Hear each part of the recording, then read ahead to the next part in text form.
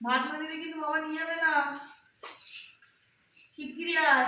আমার আওয়াজ হচ্ছে না, বৃষ্টি হচ্ছে, আওয়াজ আওয়াজ শিগগিরই আয়। দেখ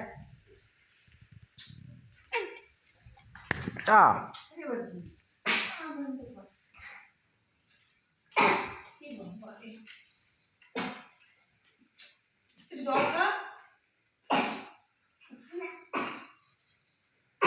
আরে একটু জল খা না।